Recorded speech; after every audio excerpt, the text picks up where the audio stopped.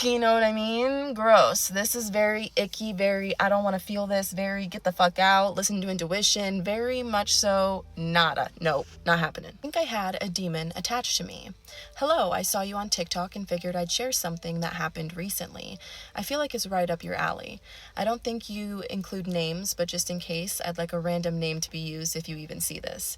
One night, I went for a run like I always do. The park is pretty busy during the day, but at night they close it off, so no one's supposed to be there. I usually just slip past the gate and run the trail anyways. This doesn't sound dangerous at all. OP, not at all. There's a bridge along the trail that goes over a river. As I approached it that night, something immediately felt wrong. I reached the edge of the bridge and suddenly got this overwhelming, horrible feeling like something was holding me in place. That's when I saw them. Two people, both young. They were burning something, so at first I figured they were just smoking or messing around with fire. Normal teenager stuff. I don't know if that's normal teenager stuff. You all let me know in the comments if that's normal teenager stuff, because I was not a normal teenager. That's what I'm trying to say.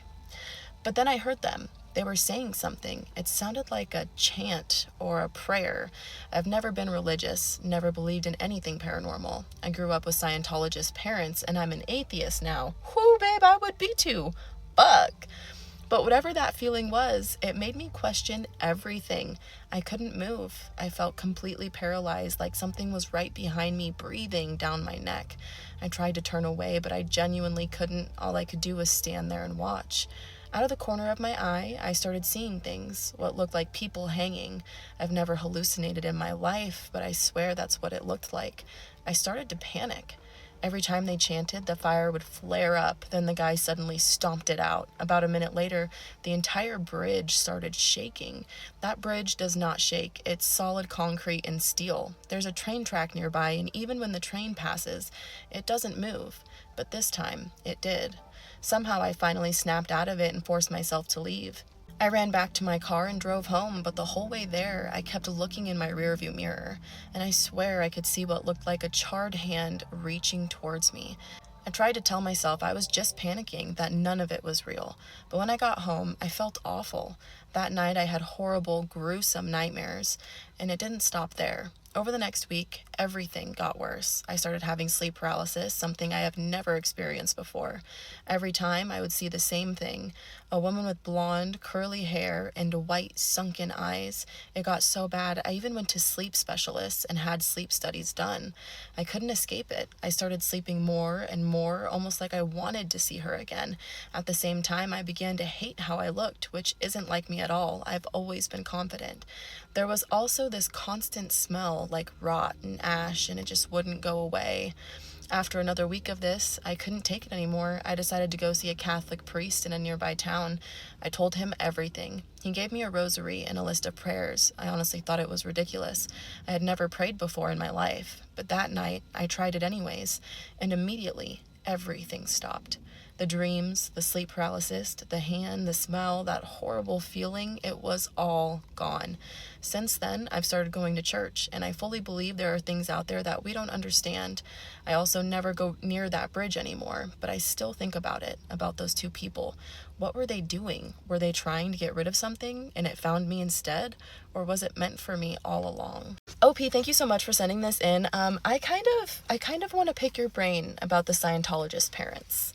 Is that wrong of me to say? I kind of really am intrigued at this point. Like, I am very much so. Like, can I email you? If that's a thing, just let me know, and I'll do that, because I'm just curious. I low-key love that you're atheist now, but it also kind of sounds like you've adapted to the Catholicism as a religion. Maybe it's just because this freaked you out so badly, and because you felt so strongly that having the rosary and saying the prayers actually helped the situation, which I'm really glad that it did. A lot of times when it comes down to demonic entities, Catholicism is where people turn to first, because generally speaking, in movies, in churches, in any type of literature, anyone who's dealing with a demonic entity typically goes to a Catholic church, because it's the Catholics that genuinely believe in hell as a physical place and demons as actual formations. So I could totally understand if you were just like, you know what, this worked for me and I don't really want to fucking experience this shit again. So guess what? I'm going to go to church on Sunday, every Sunday, just to make sure. Which, good on you. Good on you. I'm here for it. I love that. I don't know what they were doing. It sounds like they were performing some sort of occult magic, some sort of like dark magic, like evil magic. Do you know what I mean? That's kind of what it to me sounds like. It definitely could be something else. I don't want to say it was a satanic ritual because that's taken out of context most of the time, but it could definitely be that they were trying to summon something, and maybe that something latched itself to you. Maybe it didn't want them. Maybe it saw you and was like, oh, look, like an unprecedented person is here, so let's just zoink them while we have the opportunity. But it definitely sounds like it started to infest your life. I'm really glad that you went to the church and sought out help. A lot of people would rather just ignore it or pretend like it isn't real before they actually do go seek help. So I'm really glad that you listened to your intuition and that it led you to someone who could help you. But I'm still stuck on the Scientology thing. I'm not gonna lie to you. I'm not gonna lie. Anyways, I love you guys so much. I am having the roughest of times. I don't know if you can tell. My anxiety is through the roof.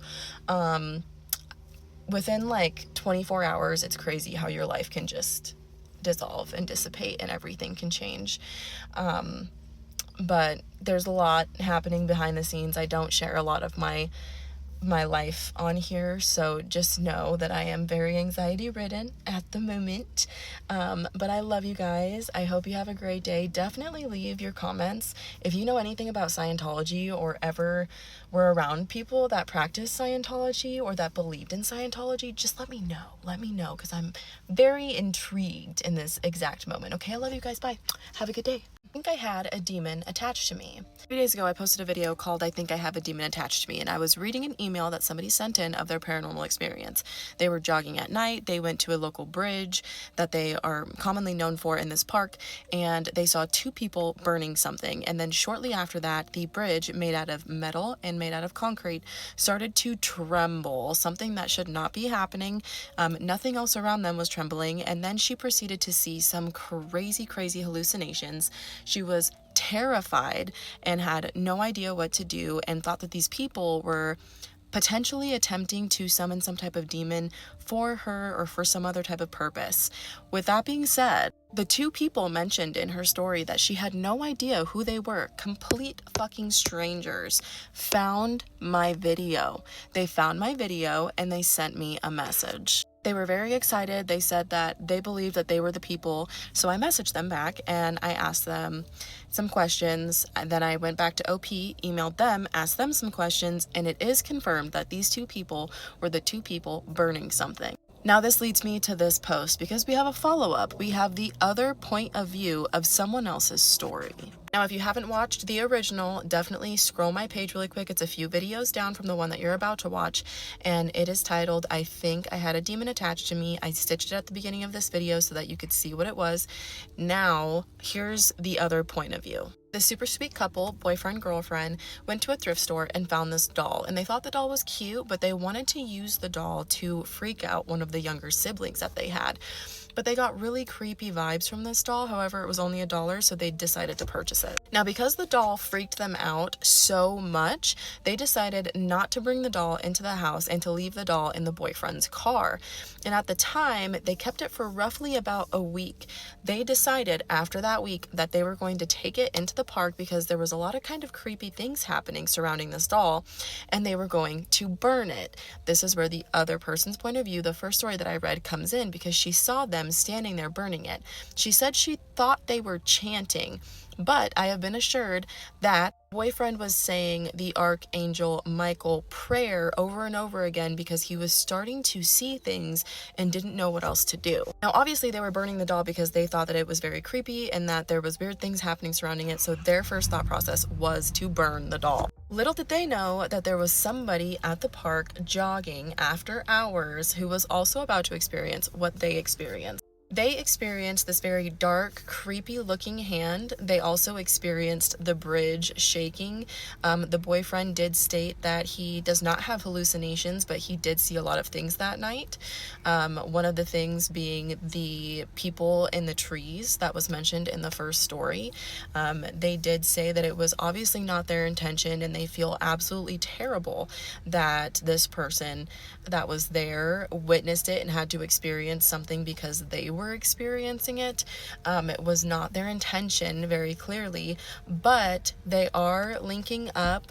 They did give me information to pass on to the original poster who sent me the original email, and I believe that the original poster is very relieved in the fact that this was not meant for her. It was not meant to be something that like they were trying to cast onto her. I also did ask both parties if they would be willing to come on the podcast once it's live and discuss this, because I think it's really cool. It never occurred to me that people involved in someone else's story would find my content and find this story and realize that it was them. And it never occurred to me that I could give some type of relief or closure to someone who experienced something so terrifying. What an amazing thing to know that OP no longer has to feel like they are crazy for what they experienced and doesn't have to feel like whatever this was meant for them. Now they know the actual truth behind what happened, and they can discuss it with someone who also experienced it, which is a great feeling. I will die on this hill, many hills that I have with the paranormal, but when someone else experiences what you experience, it is extremely validating, and it makes it easier for you to get over what it was. You guys definitely have to let me know your thoughts in the comments, because this is the first time this has happened to me. It's absolutely insane to think that I was able to give these three people some sort of connection just because I was able to post their story and reach the other person.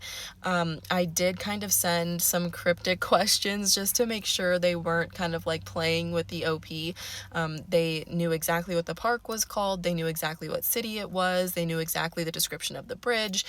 So there's a lot of things that makes me believe that these people absolutely were the two people who were burning something in OP's story. I love you guys, and I can't wait to see your comments on this. This was the most amazing thing that happened last night. I thought it was absolutely insane. I stayed up far too fucking late to ensure that they could discuss and talk, and that I was able to get all the information, and I can't wait to cover this on the podcast. And I love you guys. I hope you have a great day. Another Ouija board story, another one. Are we surprised? No. Am I gonna say the same thing I always do? Yes. Stop fucking playing with Ouija boards. I have a Ouija board story. It's short because it's my mom's.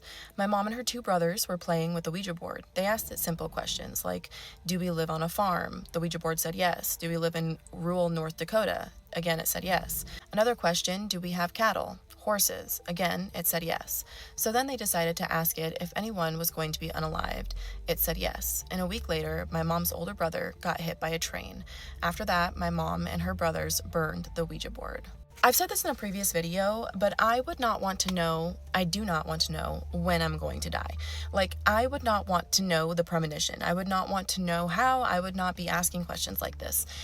My questions would be more so of like worldly things and things that are happening, because I feel like beings that are otherworldly would have more knowledge than we do. However, I would not be playing with the Ouija board. I did that once when I was younger, and I did not like it. Thank you so much for sending this in. I did see your comments. That is what led me to your message, because I have so many messages, I have so many emails, and I have so many DMs on Instagram.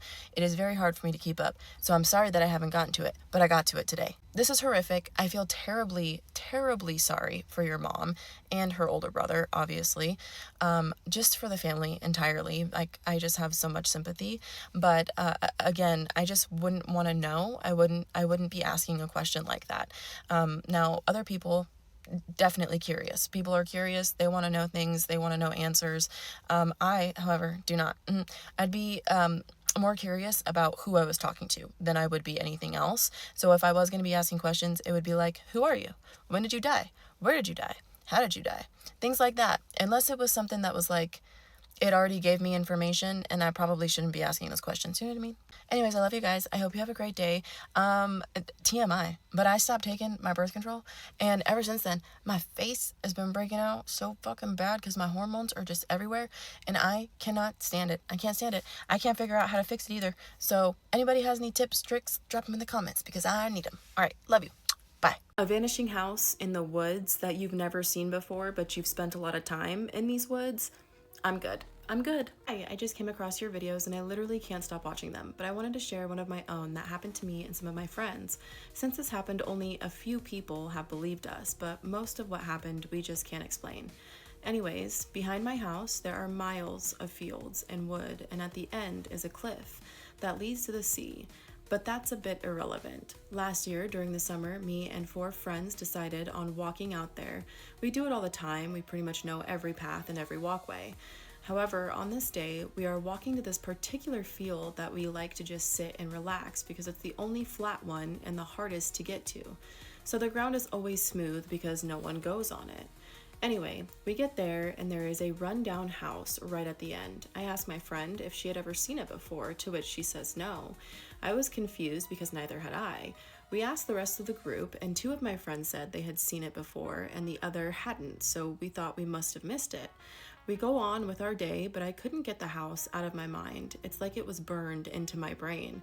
I was constantly thinking about it for days. Then one of my friends that was there that day says we should throw a party there. Being the dumb teenagers we were, of course, we all agreed. The next day, we all head up there with more of us, about 20 in total. We get there, check if it's actually abandoned, and it was. So we go in, get set up, and eventually everyone starts drinking and chatting. I decided not to partake, mainly because I don't like it, but also I just couldn't get over the feeling of the house. I pretty much sat in the corner for the first few hours, but I went outside halfway through to get some air. I was sat on the ground just staring at the trees when something I thought was a tree starts moving, like crawling. No. Immediately no. Ooh. But wrong. I should wear glasses or contacts, but that night I wasn't wearing any. But I knew something was wrong. I could see it, and it looked like it was getting closer, but I was frozen in place. I had no idea what to do. Then the lights we brought go out in the house. I come to my senses and sprint inside. I must have looked off because my friend asked me what was wrong. I didn't know how to tell her or if she would even believe me, so I just smiled and walked back to the corner I was sat in. Someone gets the lights working and the party continues, but I couldn't get what I had just seen out of my head. I still don't know what it was or how to describe it, but I know it was there.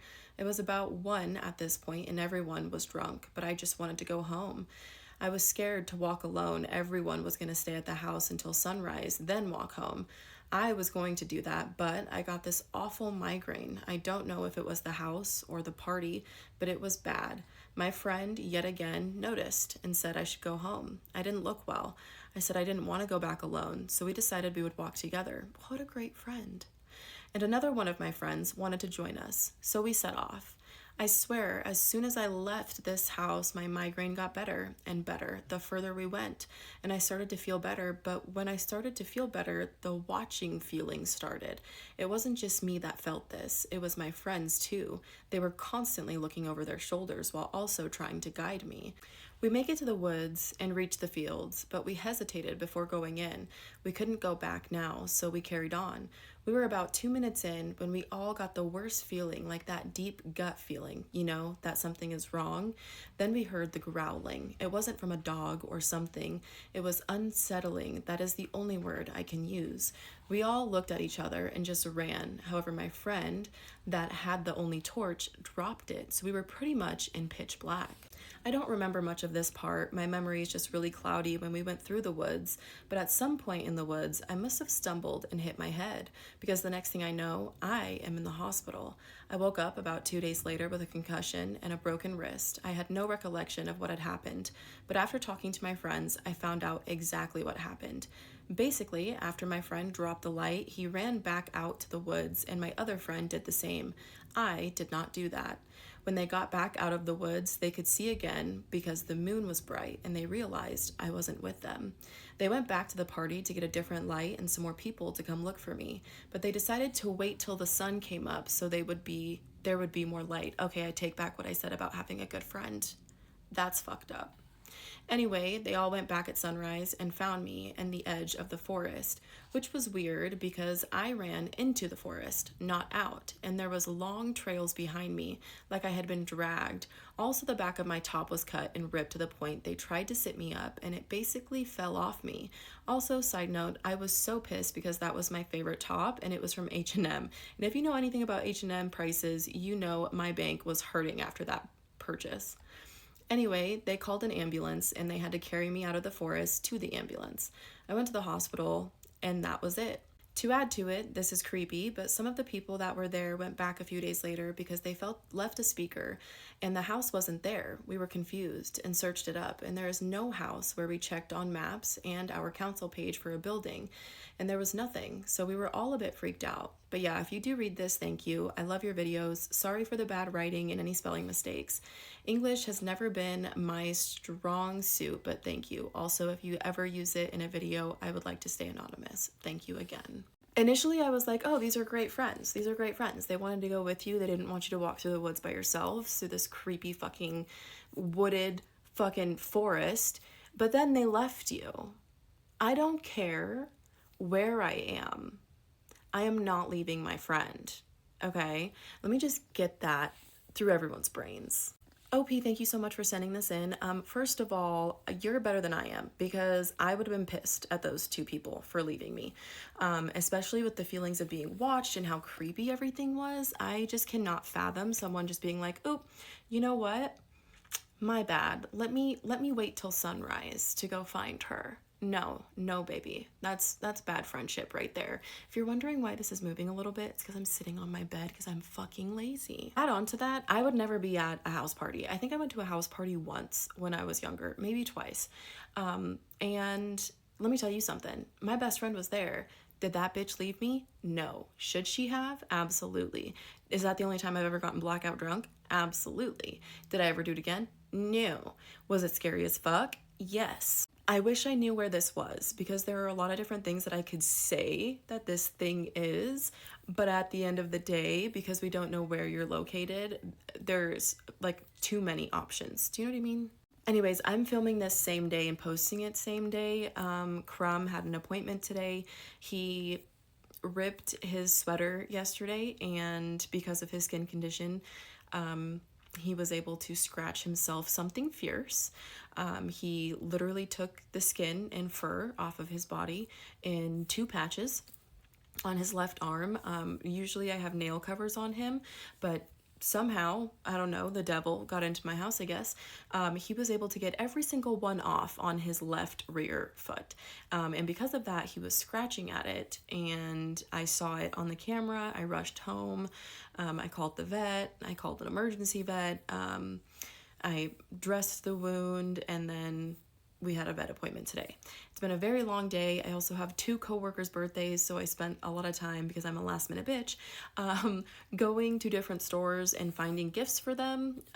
Not the easiest people to shop for because they have everything. So I did that, and now after I'm done with this and editing this, I'm going to be making what I'm bringing to the potluck for their birthdays tomorrow. And it's already 7:50. I'm tired, and I haven't even been able to watch my episode of The Boys yet. So I love you. Have a great night. Thank you, OP, again, and I will catch you guys in the next one. Bye.